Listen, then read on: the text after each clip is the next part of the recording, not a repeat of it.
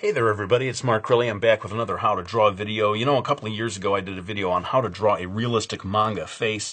It was very well received, but the resolution of my videos was pretty cruddy back then. So I'm going to do a new one. This time I'm going to try to challenge myself to go even further in the direction of realism. Now what you've got here is a perfect square. I've made mine a little bit less than 2 inches on all sides, but it really doesn't matter. Make it as large as you want. You can make it the size of a billboard.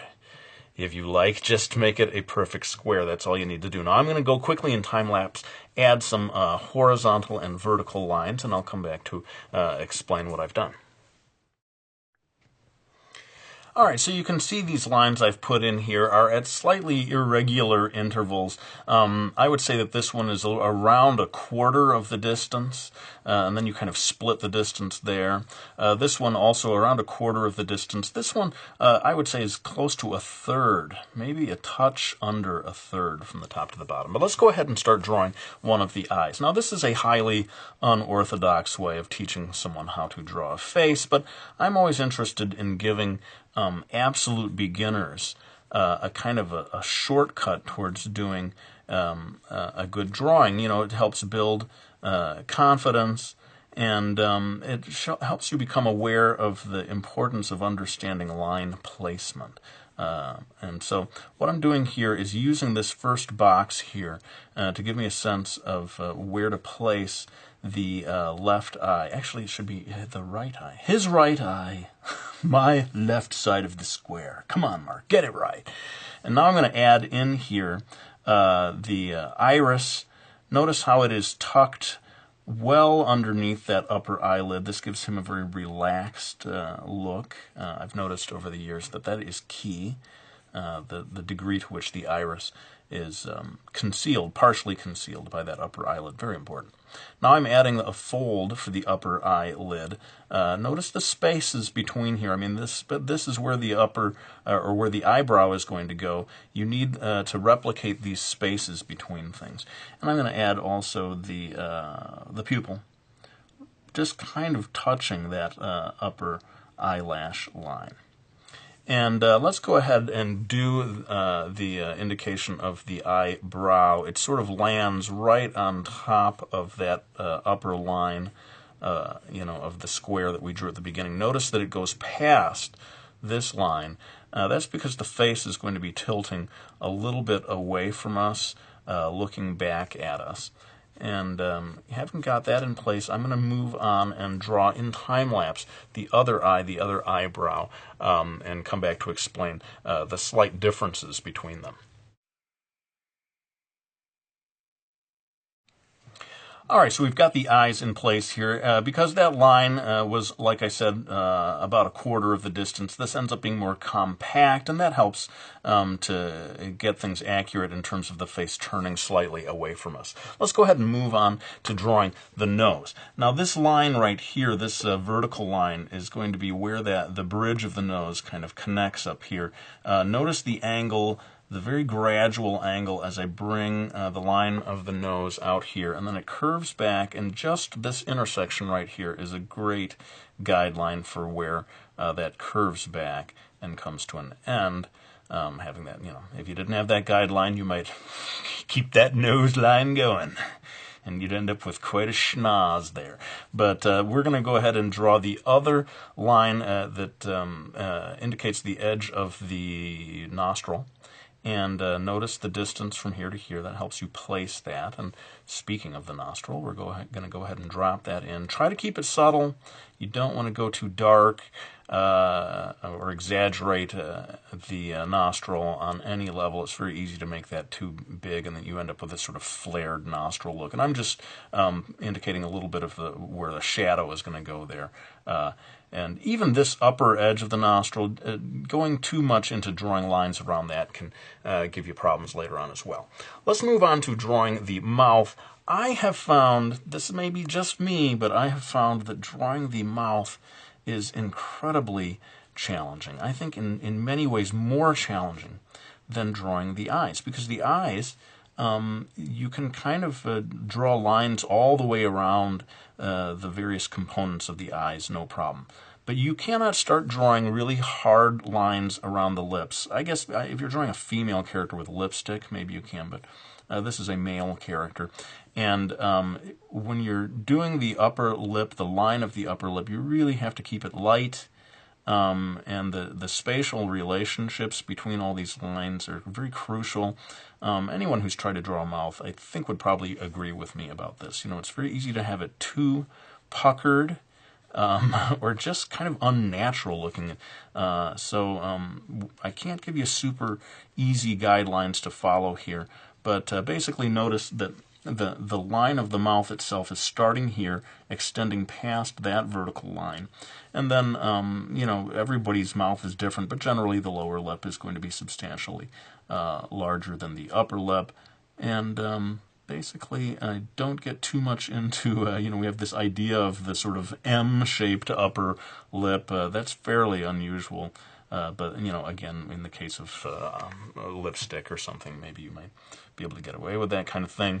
And finally, before I move on to drawing the rest of the face, I'm going to do what is one of the trickiest parts of this type of drawing, and that is getting the jawline right. But we've got some guidelines here to help us do this.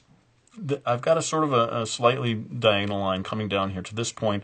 It comes back out at a very gradual angle, and then around midway through it comes back and intersects right here. Now focus on this little sliver of a triangle here, because that's going to help you get the angle of this line right.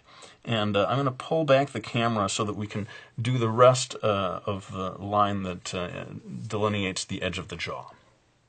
Okay, so I've pulled all the way back here, and I'm going to take that line and sort of extend it.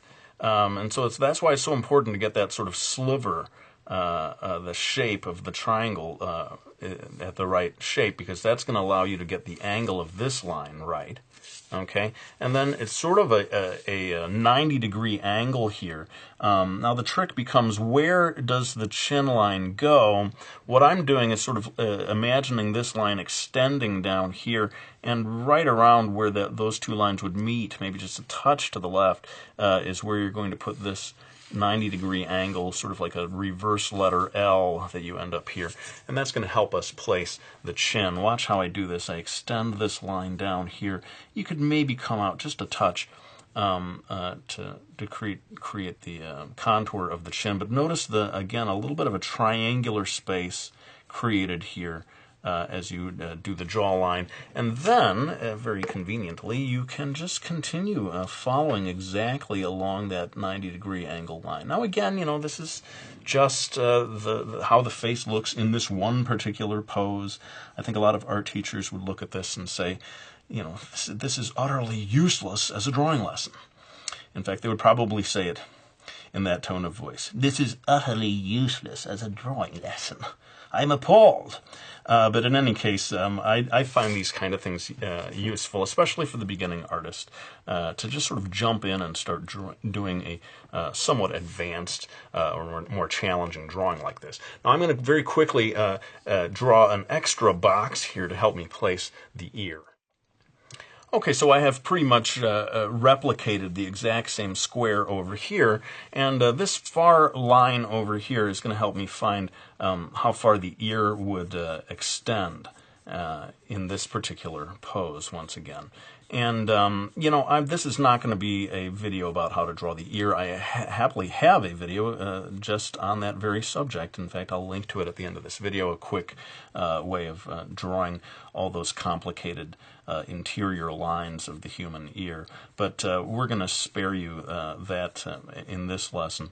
And I'm going to go ahead and draw those lines in time lapse, and then maybe even move immediately from that onto drawing lines of the hair. But maybe before we do that, why don't we give you one last thing that you probably should focus on when you're drawing this, and that is, where does the neck come off of the body in this particular pose? Well, right there is where that line is going to go. I don't know exactly. It almost seems to be pointing towards that intersection that might give you. But, you know, just sort of eyeball that. I think you can get away with. And then the other side of the neck is going to come somewhere around here, bottom of the ear.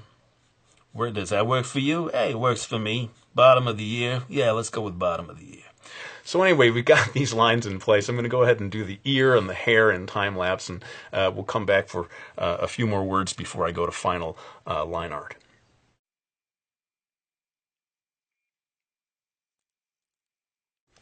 All right, so we've got all the lines where they need to be. I'm going to pull out my black Prismacolor here, a colored pencil, just to do final lines here. That's a more or less permanent pencil, and then I can erase all of the guidelines and then go right in and add the final shading. You know, I'm going to be covering an awful lot of stuff during this next bit of time lapse, but that will help keep this video short. If you want to have a separate video on doing the detailed line work, adding the shading, go ahead, request that in the comments section, and hopefully I'll be able to do a video like that in the future. But for now, let's go ahead and finish up this drawing.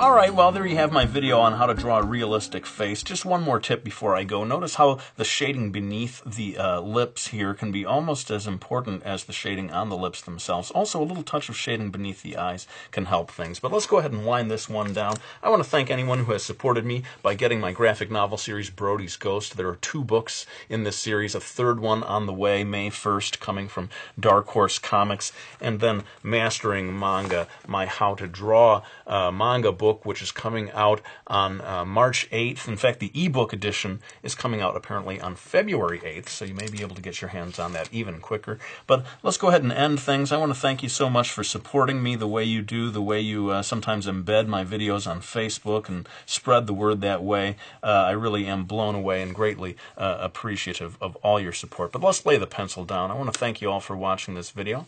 I hope you found it useful, and I'll be back with another one real soon.